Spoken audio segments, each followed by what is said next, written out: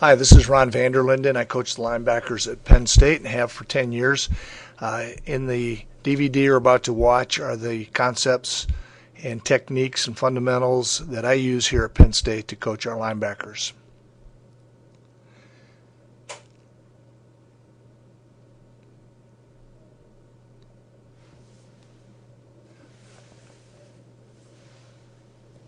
The stance starts the play.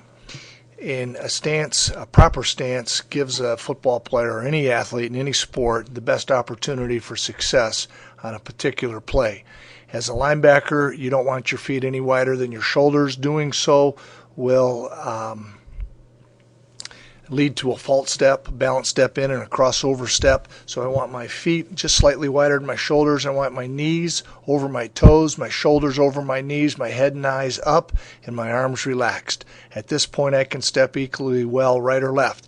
Now, this is the start of the football play, and it does give me the best opportunity for success on a play. What's critical is that I maintain this stance position throughout the course of a football play, and I want to be in this position when I meet the ball carrier, which will give me the best opportunity to stop that ball carrier with no post-contact yardage. Agility and reaction drills. Coach Paterno gives us 3 minutes at the start of every practice to loosen our players up.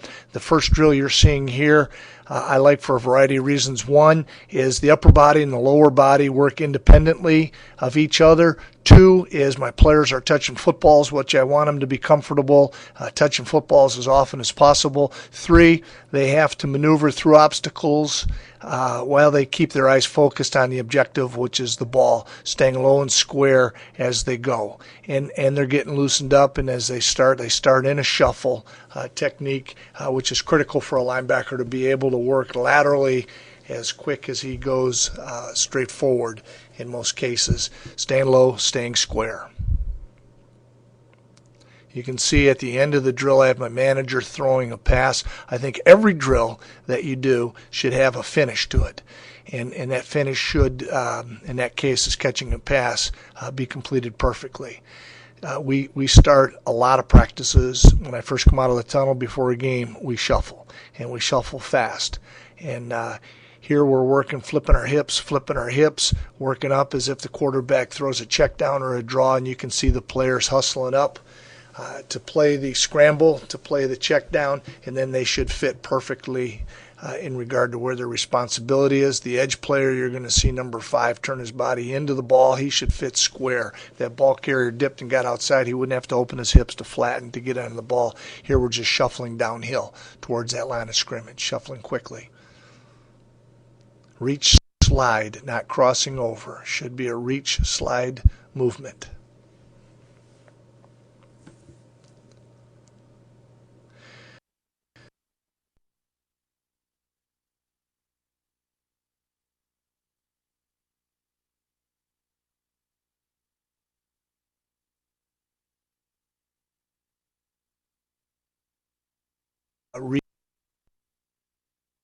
Regain my shuffle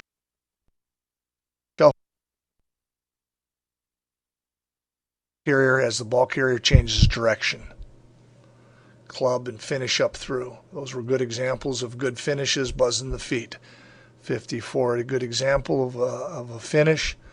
46, this is our entire linebacker crew. 33.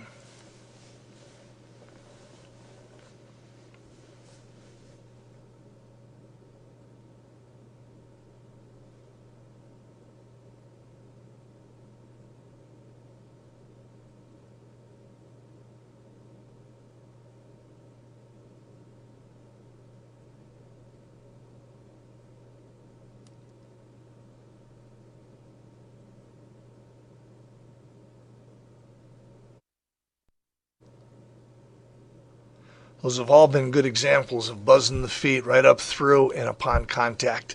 And by moving those feet quickly and not lunging and not ducking, often a player wants to get to the ball carrier and duck his head and bend at the knees rather than the waist.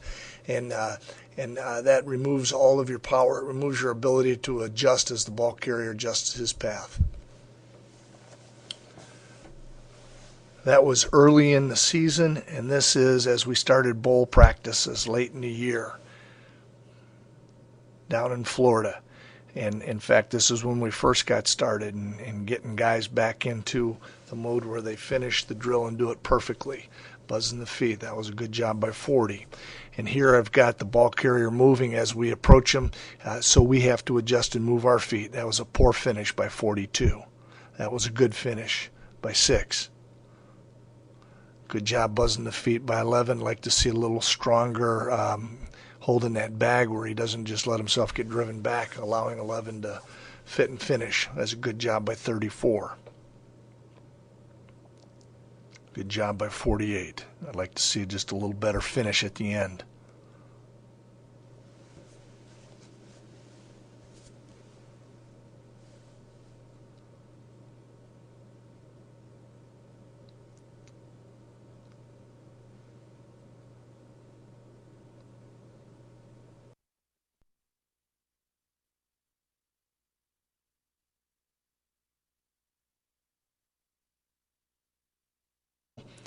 Where the ball is definitely outside, I've got to leverage the sideline. I want to fit inside out. I want to close the distance, buzz my feet, not stopping my feet, but stay inside out. And if I were to miss the tackle, I would want to miss it outside where my help is at, as opposed to it crossing my face. We'll talk more about the angle tackle specifics as we move on throughout this tape. I'd like to see 3 try to get his hat across. 57's a long snapper. We have our long snappers in our drills with our linebackers. 53 is a long snapper, teaching them the proper mechanics on tackling and the confidence to do so.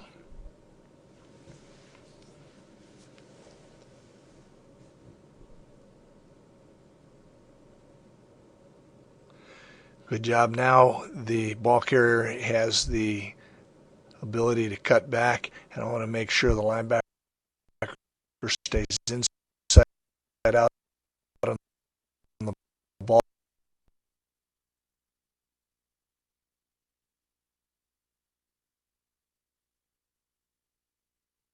Inside. His feet moving, and that's why he lost the ball carrier at the end. Keep the feet moving.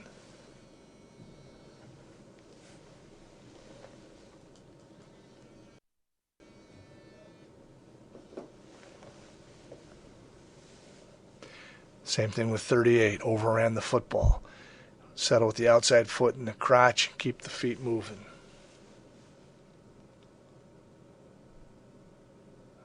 Okay, good job by 42, but a bad finish.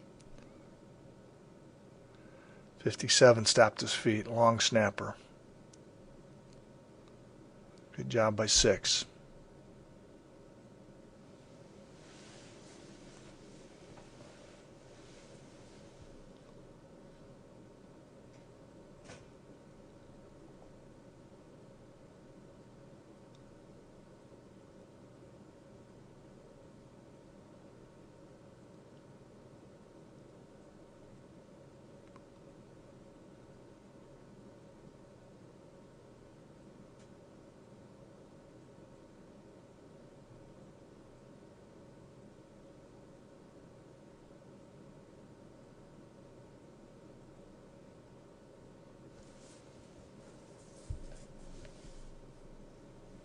Levin's a freshman, having his issues right now. Good job by 33, staying inside out. But again, I'm not real pleased with some of the finishes.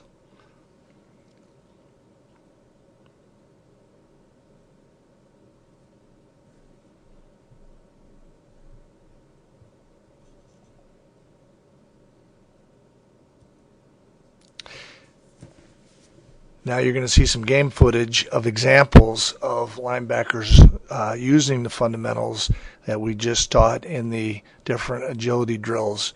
Big one, shuffling, watching number 31 shuffle and move his feet as he puts himself in perfect position to make a square tackle with his knees bent, head and eyes up, and shuffling in order to put himself in position, not lunging, not running, not ducking his head, which we'll talk more about tackling in a minute.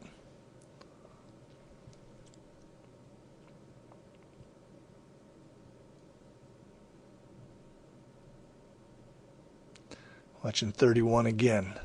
Stalking, closing, working downhill, closing up on the ball carrier, staying low, staying square, buzzing his feet.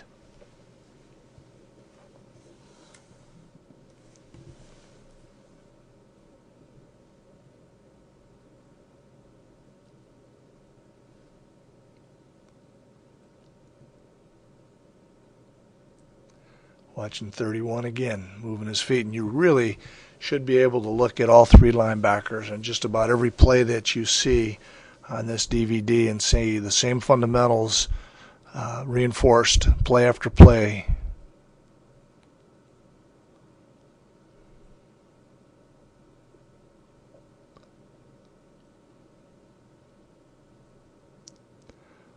.45.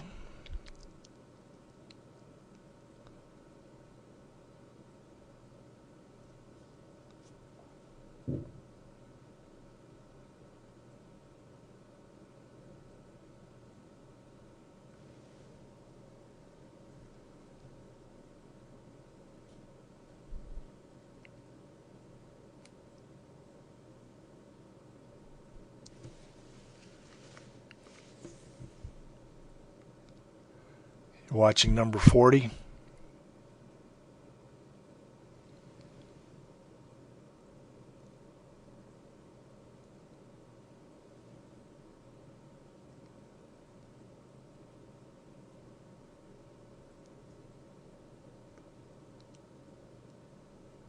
Linebackers obviously have to defeat a blocker. This first drill is set up in order to help a linebacker take a first good step as to not false step and cost himself time and space as he progresses towards the blocker to defeat the blocker to achieve his objective, which is getting to the football.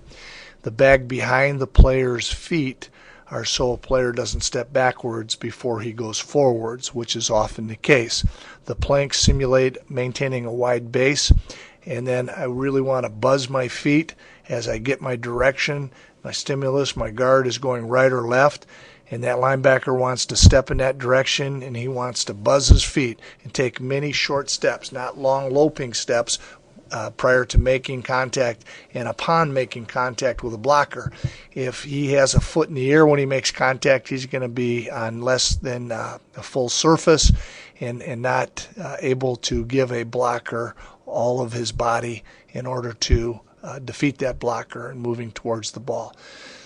So he wants to take a good first step, he wants to buzz the feet, and then he wants to attack with his inside foot up. Important that the inside foot is up, because if my outside foot's up, I'm going to get turned inside out and create a vertical seam in the defense. I can't get off a block unless I have good inside hand position. The offensive player trying to block me is also trying to gain inside hand position. I want to attack the blocker with my elbows in and my thumbs up. I want to violently attack him with thrust my hips, attack it, and lock it out. I'm not pushing the bag. I'm not slapping the bag. I'm grabbing it and taking control. You don't have to do this drill with the bag. You can just attack a man as well.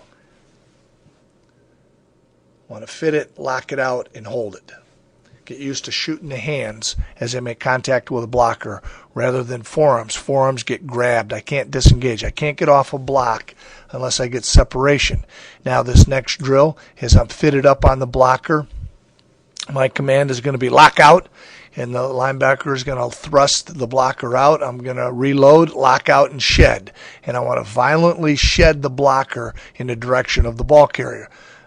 I'm fitted up, I've made contact, my hands are inside, and then I got to lock it out. Now when you look at this last snap, I want to illustrate a point.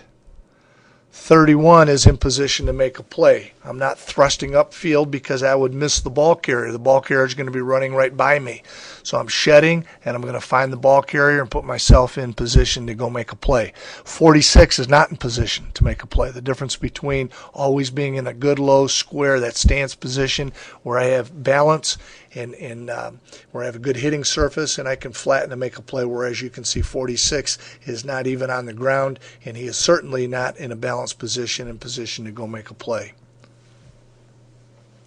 It's all about doing little things well all the time. This is how I coach the drill.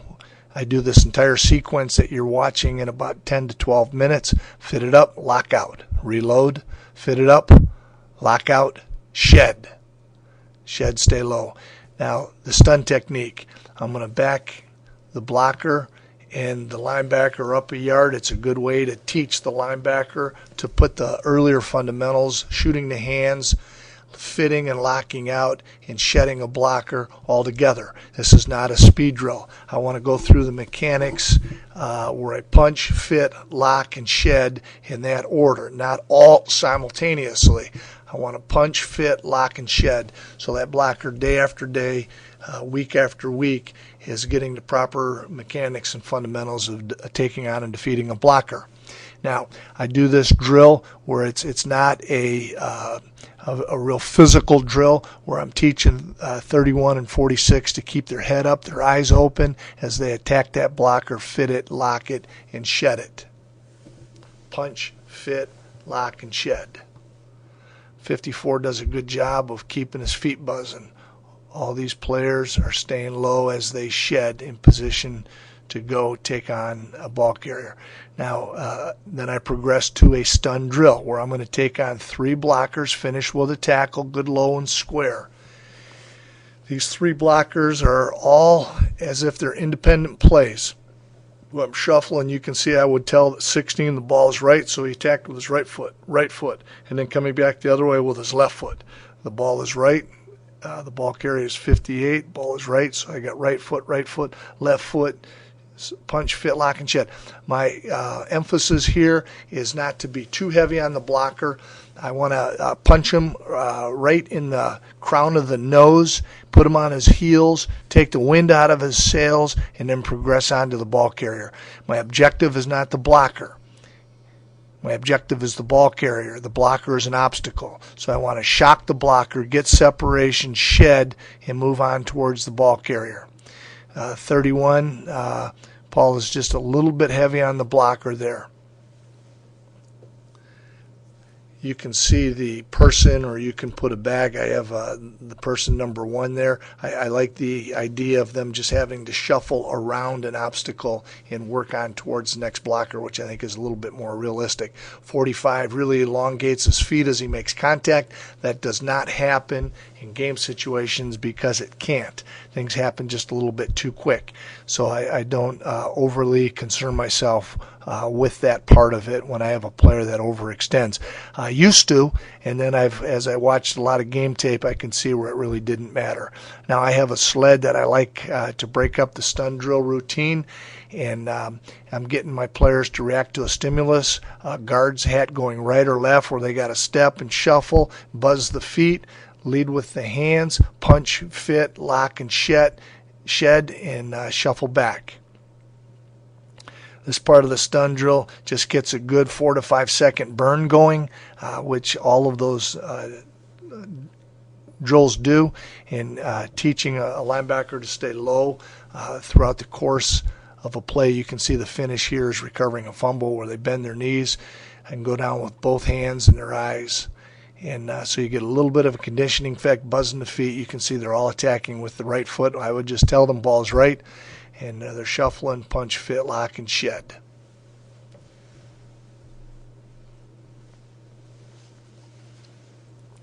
You're going to see stun techniques utilized in the course of a game.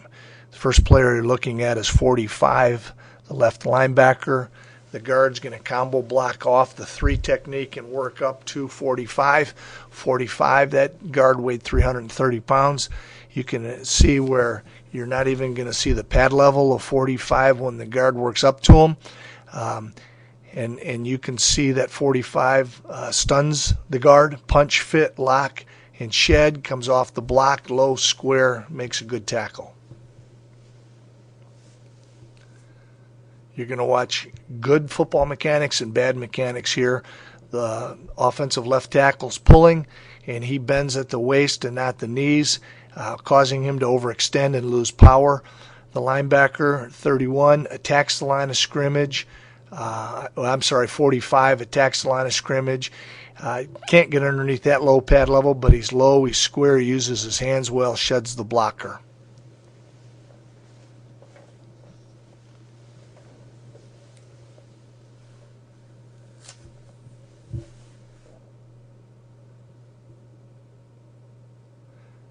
This is a good job by 45. He can't separate quickly. He's not sure where that ball is going to enter the line of scrimmage. He's taking on the tackle. He's got to hold his ground. Uses his hands well. And he's able to go one side or the other, which is a reason I don't just dip and rip into a gap. That's trading one for one. I don't think you can just cancel a gap and say you've done your job. I think you got to attack, fit, lock, shed, and have the ability to get off blocks and make a play sideline to sideline. You can see the fullback, 250-pound fullback coming out to isolate 31. 31 does not get underneath his pad level. I'm not sure he could match him with that leverage and still maneuver and put himself in position to get off a block, but he uses his hands naturally, and I think a lot of that's because of the training that we utilize day after day, drill after drill, staying low, staying square, and using our hands. Here the fullback is taking on 45. 45 attacks, punch, fits, locks, holds his three gap, which is the gap to his left, keeps his outside arm free, sheds the blocker, gets off the block, gets to the football. Another reason not to just dip and rip and cancel a gap. You're watching the left linebacker, number 40, take on the tight end. Punch, fit, lock, and shed, get off the block, make the tackle.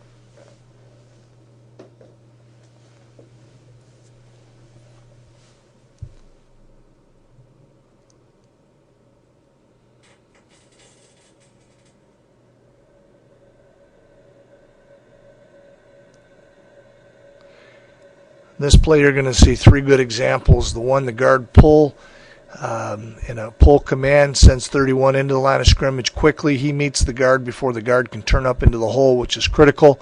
He attacks that guard low and square, giving him a good hard joint with his inside arm. And staying low and square, he's able to defeat that block tight. As 20 comes across, you're going to see 20 stun. The offensive tackle slipping off right there, and you see 40 in the backside shuffling, staying on the back hip of the football in position to play the cutback. You're going to see here 20 attack and hold ground versus the guard. 31 on the right linebacker spot's going to attack the one gap, and he is going to stun the offensive guard into the one gap or the A gap. And both linebackers hold their ground, stay square, and there's no place for the ball carrier to get through. Here you're going to see a good example of number 40 recovering a fumble, which is the finish of several of our drills. So when they get that opportunity in a game, they've done it 1,000 times. And they naturally exercise good habits. Bend your knees, go down with two hands and your eyes, scoop and score.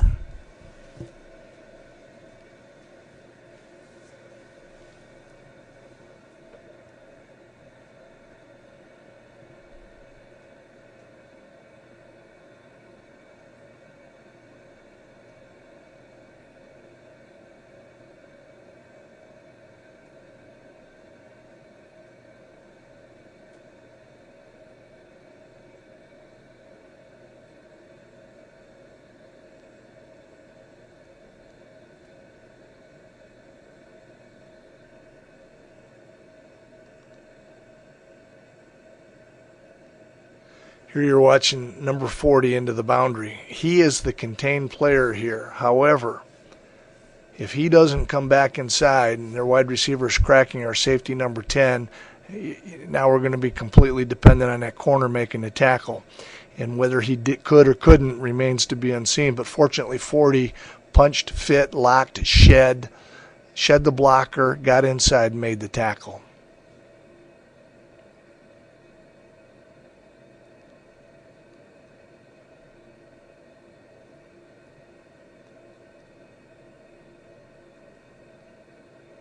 I think we're looking at the linebacker to the defensive left, attacking number 35 and holding his ground on the stun technique, which sometimes a linebacker has to do. He's got to plug it up in there and hold ground, and that would rely heavily on his inside foot. Great job punching, fitting, and locking and shedding the fullback, staying square, getting off the block, and making the tackle. Here you're going to see 94 again, who's into the boundary. Punch, fit, lock, shed. Stay square, and then he does a wonderful job of stripping the ball.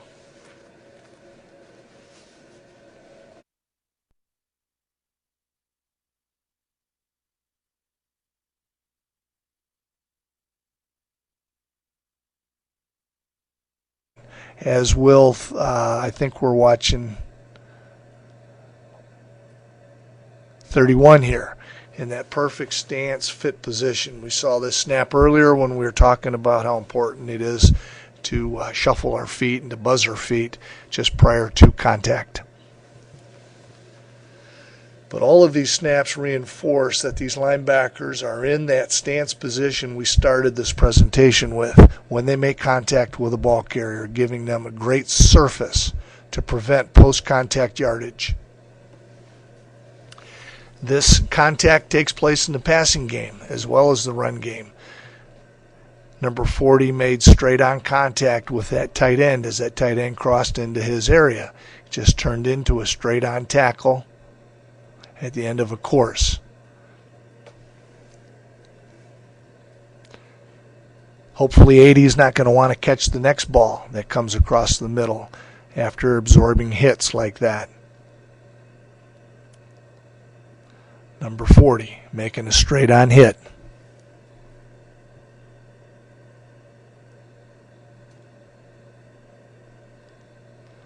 Low, square, knees bent, knees over the toes, shoulders over the knees, head and eyes up.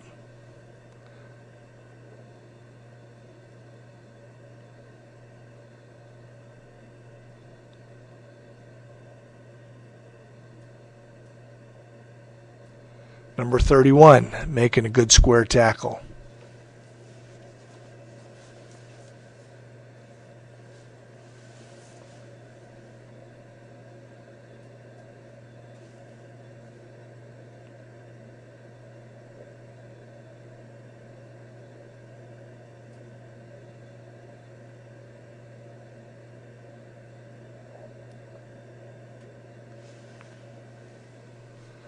Number 40 making a tackle.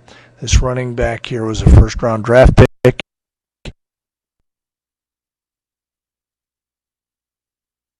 Tackling him.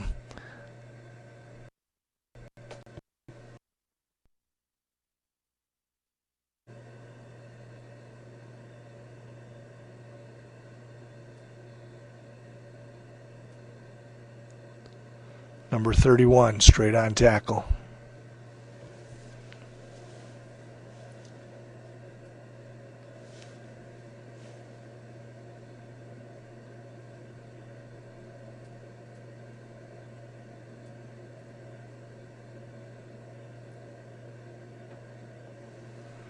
Number 40, straight on tackle.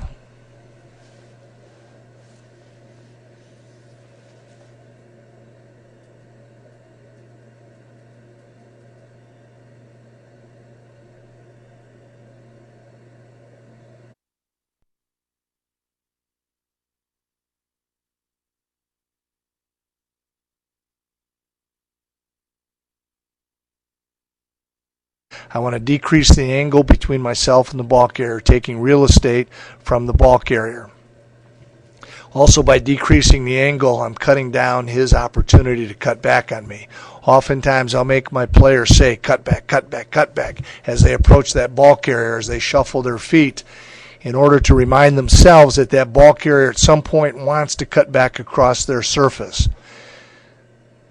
At the last minute, I want to get my hat across the bow of the ball carrier so as to get the full force of my body into the tackle, utilizing all of the strength of my body as I get across so as to not make an arm tackle. I often tell my guys, you won't always do things all correct perfectly, but if you do most of the things right, most of the time you're going to be successful on a particular tackle.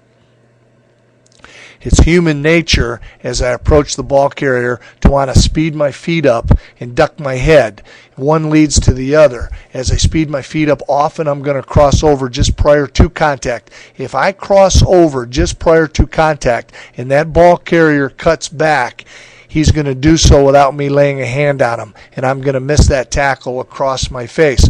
The key is I want to regain my shuffle. In the case of the angle drill that we just showed, I want to maintain my shuffle right up until contact. The explosion in the contact happens on, or in the tackle, excuse me, it happens on contact, not prior to. So oftentimes, bending at the waist, ducking the head, consequently making a very poor tackle with a bad surface or missing the tackle altogether. Here I'm using that mat again so I can finish the tackle. I'm removed from the ball carrier. I'm hustling to get to the ball carrier, and when I get there, I want to regain my shuffle so as to not overrunning it. It just turns into an angle tackle at the end of a pursuit course. That was well done by 56. That was a pretty good job of regaining my shuffle and fitting through it. This is a bad example. You're going to see 31 crosses over, bends at the waist, ducks his head. If that ball carrier cut back, 31 would not be able to make this tackle.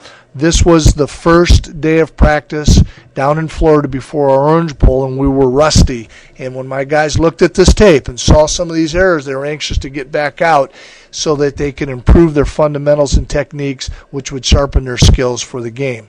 The second example, number 20, is too high. He doesn't get his head across. That's good body position, but he's too high. He's behind the ball carrier. 40 is going to do it perfectly, regain the shuffle, drive up through, and get the head across. You're going to see when the season gets on and coach shortens our individual time, we're incorporating the cut drill, we're incorporating the stun drill, and into an angle tackle at the end of it. So I defeat the cut, I accelerate. Nice job by regaining my shuffle by number 11 there, and making a good tackle. I'm not sure 40 really did regain that shuffle. I want him to buzz the feet right before contact. Good job by 33. Buzz the feet. That was well done by 33, although his feet stopped on contact. Keep your head up, 48. Keep your head up. Defeat the block. Good job. Good job buzzing the feet. Good job clubbing up through the tackle. Good shock. Good punch, fit, lock. Good tight hands. Good job with. Now, duck the head slightly and didn't really regain his shuffle. 42, not bad, but you are seeing some feet stop on contact. They are making good violent contact, but I want to keep those feet going. 11 was in jeopardy of getting cut there. His feet stopped on contact. Get those hands in tighter. 40, good job on the cut block. Good tight hands, good job playing through, cut, regain the shuffle, good job by 33.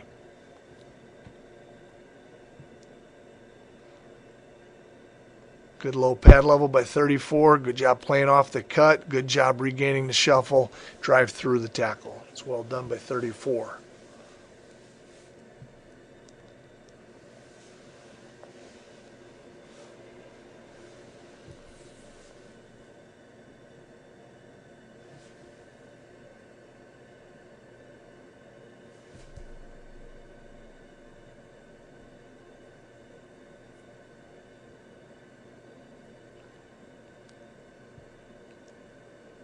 I do a variation of the stun drill twice during the course of a game plan week. In fall training camp, if we practice twice in a day, I'll do it once. If we practice once in a day, depending on the emphasis and whether or not we're scrimmaging, I will or will not, but it's going to be at least every other day in training camp. In 15 spring practices, we'll do some variation of the stun drill a good 8 times. I believe that that's what linebackers do. They take on and defeat blockers. Here we're doing a stun drill, and I just stuck this in to show that the finish is catching a ball. Can't get our hands on enough balls. There might be a day when I don't want to be overly physical, or I may take one good tackle late in the season, and then I want to catch a football. So I have a finish to it. It's not a fumble recovery. And again, as I said earlier, I don't think linebackers can catch enough balls. When we do get our hands on a ball in a game, we got to catch it, and we got to expect to catch balls. Here's just some more illustrations of a stun drill finishing with an angle tackle.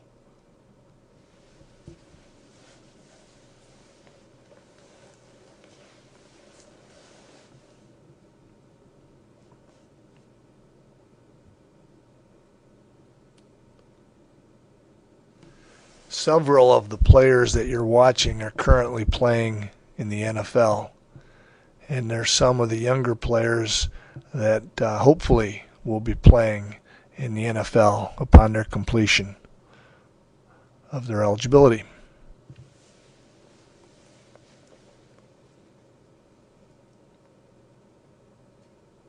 That was a good job by 34. Regaining his shuffle. 44 is a long snapper, doing a good job. 40 is a long snapper as well.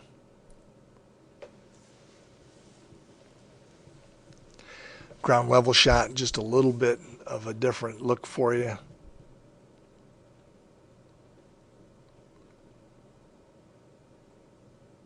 Good tight hands by 43, good low pad level. Your shock in the stun drill doesn't have to be so physical that a player overextends. Just needs to be just that, as we saw from game footage. It's got to be low, compact. It's got to thrust that inside foot up, as you see 42 doing. Good job regaining the shuffle.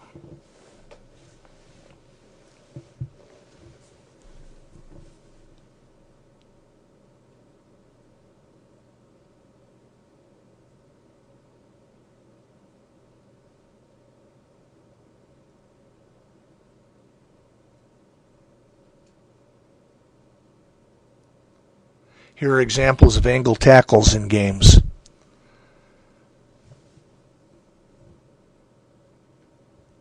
First one, number 40, I'm not sure he has a great need to regain his shuffle here. The ball's declared itself in an alley, and I think he does gain just a little bit of a good shuffle right there, regain his shuffle just slightly before contact, and then delivered a nice blow running through the tackle.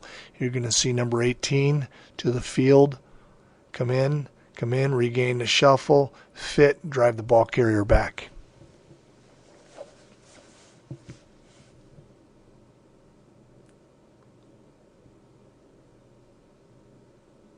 Good illustration of keeping the feet moving on contact.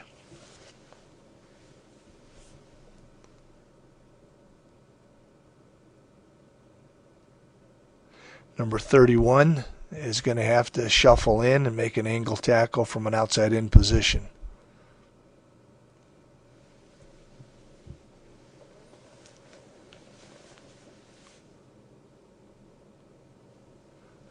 Good square contact, good square body position.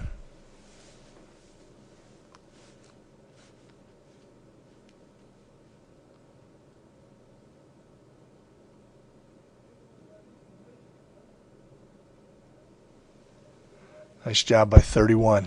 And as you're going to see in all these examples, these linebackers are finishing those tackles. They are violently driving that ball carrier back. Great job regaining the shuffle. Balancing up, getting the head across right before contact. Here's another drill that I use a lot, once a week, and I really want to buzz my feet, particularly when we're playing a ball carrier that's really quick. It's going to move his feet and be elusive in a hole. I want to attack, regain the shuffle, buzz my feet, and really work my feet just prior to contact. Good job finishing by 34. Nice job by 43. When the ball carrier cut back, he was in position to play the cutback. So just different illustrations of really over-exaggerating, buzzing the feet. Working good, quick feet so I can adjust when the ball carrier adjusts. If my feet aren't moving and that ball carrier changes direction, I'm not going to be able to match his direction with my movement. And so I got to keep my feet moving. I start the linebacker 3 to 4 yards away from where the ball carrier is, so I have to hustle to regain leverage. And then once I regain that leverage, I regain my shuffle, which is a key coaching point in all of this. You can see 11 ducked and darn near missed that tackle, and may have missed the tackle had that been live because he ducked his head. Bent at the waist and not the knees. Good job by 8, moving his feet, driving up through. Always teaching the same thing. Drive up through the tackle on contact. Good job being in position to play the cutback, outside leg in the crotch, not overrunning the football. Hustle to get there, regain the shuffle. Buzz. If I miss them to the outside. That's where my help's at. Do not stop those feet. Keep the feet moving. This drill here, I want the ball carrier not to pick the first hole, which he did right there. I want him to force that linebacker as he hustles to regain leverage, to maintain a shuffle. That's a good illustration all the way through, and then drive up through the tackle. And as you can see, they should finish in a low square stance. Drive up through that tackle. So as they make contact with a 225-pound body, they're driving through the tackle at all times. Good illustration there, shuffling all the way down to the end. Hustle to get there. When you've regained leverage, you don't have an avenue where you can directly press the ball. So you're shuffling quickly, staying on the back hip, and then driving up through on contact.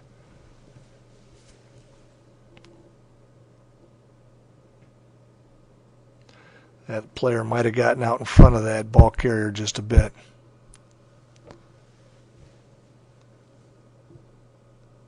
Good job shuffling the feet by 46.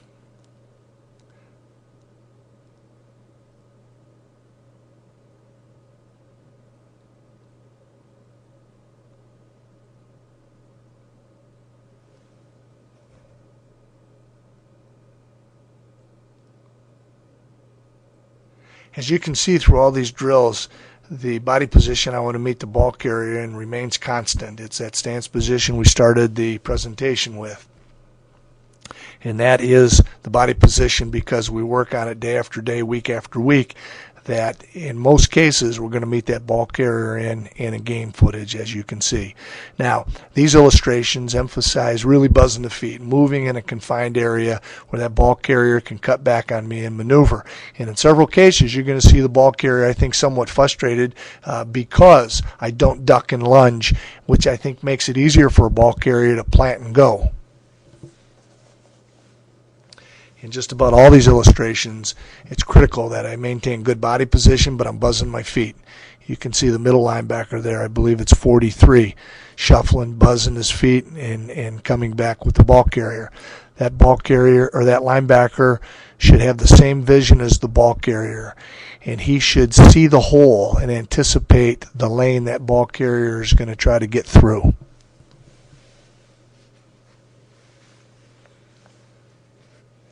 And it happens in the passing game just like it does in the run game. I accelerate up to the ball carrier or the receiver, regain my shuffle, and make good body contact, just like I have all the way through this presentation.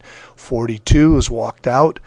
Number 2, the wide receiver, gives some depth, comes up, regains his shuffle. Now that's a good job of grabbing behind the legs and snapping the body back that we saw earlier on that straight-on mat tackling.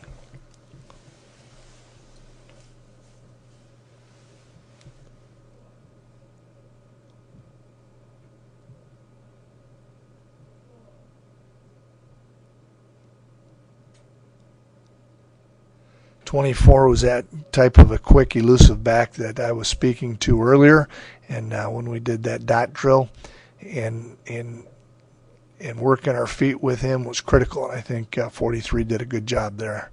And then the attack comes right on contact. That's when we thrust through the ball carrier.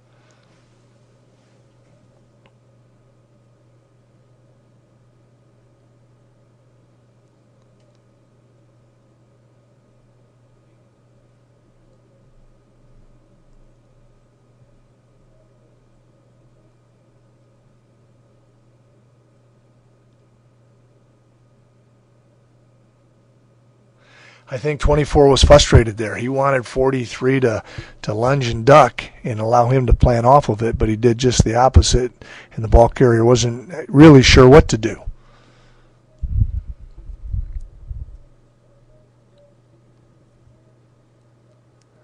I think this particular play looks identical to that dot drill. 23 stretches. 40's got to buzz his feet, stay on the back hip at the last minute, explode through and make the tackle.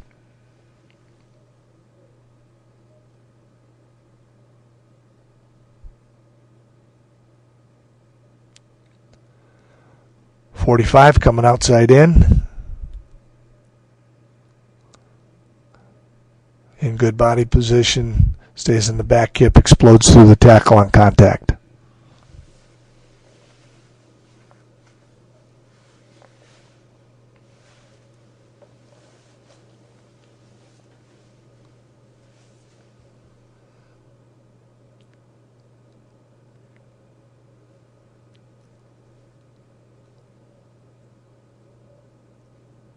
You can see 40 shuffling, staying on the back hip of the ball, and being low and square when he makes contact.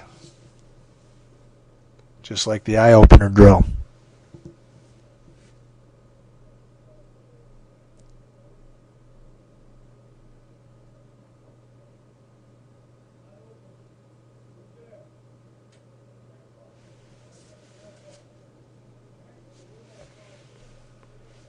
.43 coming in on the angle tackle.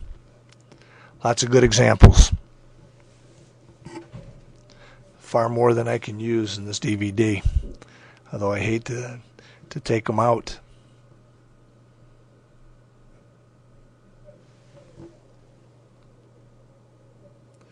Really good illustration of 43 stalking the ball carrier, being inside out. And then when number 3 cuts back, he's in position, doesn't overrun him. Maybe he could have continued to press through a little bit tighter, taken a shot at him, but I think he was in great position to make that tackle for a loss.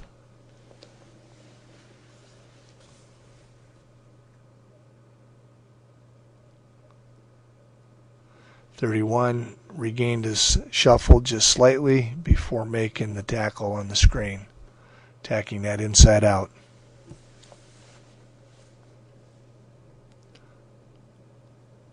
And accelerated his feet on contact.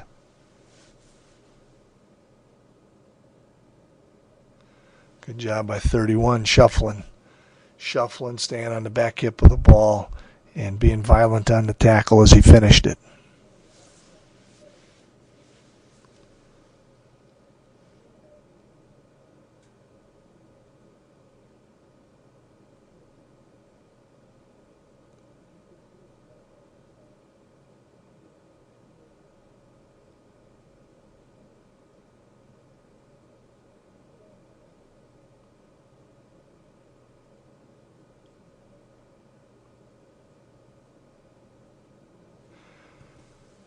.45 on the tackle.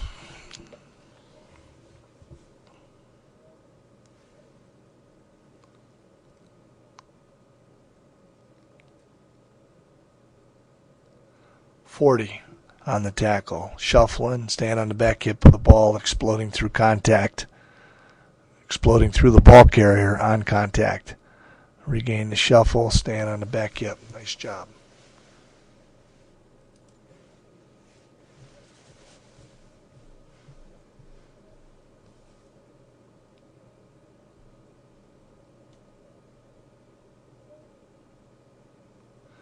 31 staying on the back hip of the ball carrier, staying in his shuffle.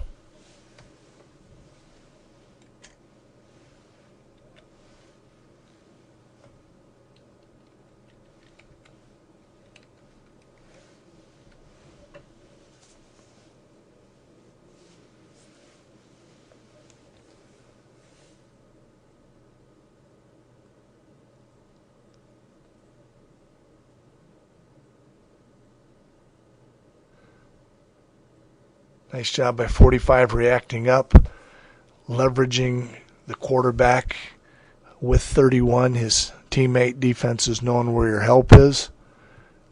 Feels his help, stays inside out on the ball, or outside in that particular case. Now here's another form of tackling that I refer to as a gator tackle, like an alligator would tackle. He wants to grab those legs and twist the body. Harder to practice than the other forms of tackling. I do have a percentage of players who, particularly in space or when the ball carrier catches a check down over the middle and I have some depth in my coverage and I got to break up, or a quarterback scrambling straight at me, I think at that particular point that a linebacker should go low. And he should attack, in this case, the outside leg and rack the legs up and twist the ball carrier into the ground. Again, more challenging to practice than the other forms of tackling. But I do think it's one that I need to rehearse, and I want to go knife through, grab the legs, and take the ball carrier down. I have a couple players that were wrestlers, great wrestlers in high school, and they kind of naturally want to shoot those legs. 11 made the classic mistake of overrunning the ball. Regain your shuffle, fit out or inside out on the ball. There you go. And so I'm buzzing and motoring down, and yet I'm closing up, and my feet never stop. At the last minute, I want to go low and wrap through the legs. I don't think these are great illustrations, but it is something that I'm going to continue to work on and find ways to coach and give my guys an alternative to the tackling when the ball does get outside or when it's thrown over the middle and I have to break up on it. That was a decent job by number 11. Here are some examples by number 11 in games and a player that is currently playing in the NFL, just finished his rookie year, and who really did the gator tackle naturally.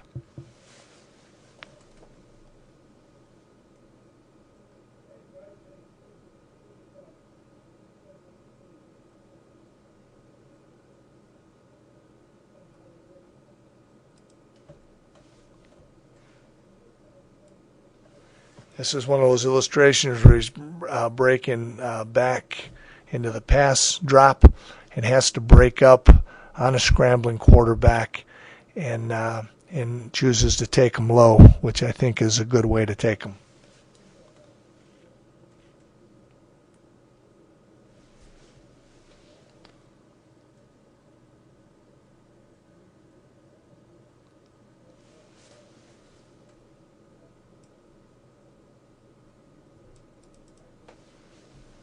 Here the quarterback's going to scramble to the outside.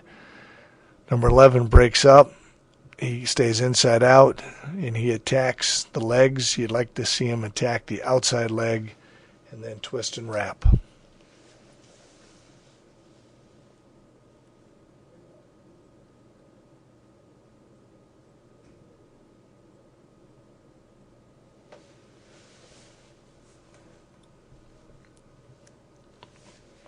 This last concept of tackling is I refer to as a shuffle alley press. And when I first teach the concept each year, I make my players stay in their shuffle as long as they possibly can. I want them to develop confidence in their ability to shuffle quickly and develop the confidence they can go as laterally as just about as quick as they can run. Because ultimately, if a linebacker can stay square and stay in his shuffle and stalk a ball carrier, that's ultimately what I want to do and press the first opportunity I can to get up through the line of scrimmage and press the ball carrier for a tackle for a loss. Now, not always do I have a position to press the ball? There's people in front of me. And then also, if the ball carrier does start to outflank me, what you're going to see here, then that linebacker needs to change his pursuit from a shuffle to an alley pursuit where he is running, but he's doing so low and square. Now, the two players that are standing by the hash, the manager and the player, are simulating safeties or the boundary. Someone that is going to turn the ball carrier back into the inside. That is when I want to regain my shuffle. That is when it's critical to regain the shuffle, just as 31 did there. Now, I'm behind starting out here, so I go right into my alley pursuit. I'd like to stay a little bit more square than what you're seeing here, but I now have to run to regain leverage on the ball carrier. But once I've regained leverage on the ball carrier, now it's critical that I regain my shuffle. And now it just turns into an angle tackle at the end of a pursuit course. Now these are examples of how not to do it. This first one's critical. It's a tie game. It's late in the fourth quarter. Michigan has the ball. Inside the ball carrier, we have a player head up in the apex of the ball carrier, and we have of crossing over, bending at the waist rather than the knees, and he is going to overrun the ball. Now, we do have pursuit coming, but it's not able to get there until that ball carrier is going to go from a 2nd and 13 situation, which the defense has a tremendous advantage, to a 2nd and 5, where that ball carrier cuts back and picks up 5 yards. And that was very preventable. If 20 would have just regained his shuffle, fit inside out on the ball, and pushed it to his teammate.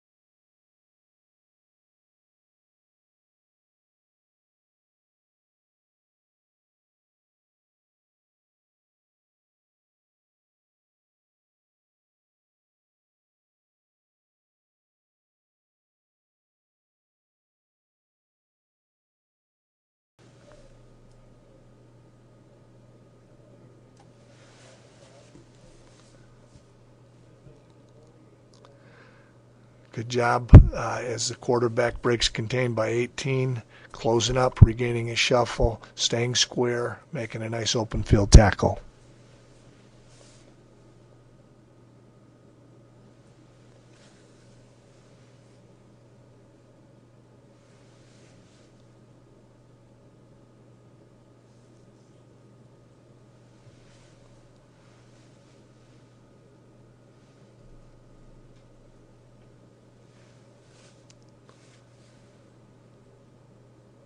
Okay, now Notre Dame would not throw the ball out into the flat if they didn't think that that wide receiver could make a linebacker miss in space, but the linebacker did a good job of balancing up, frustrating, slowing the receiver, and buying help. Corner did a good job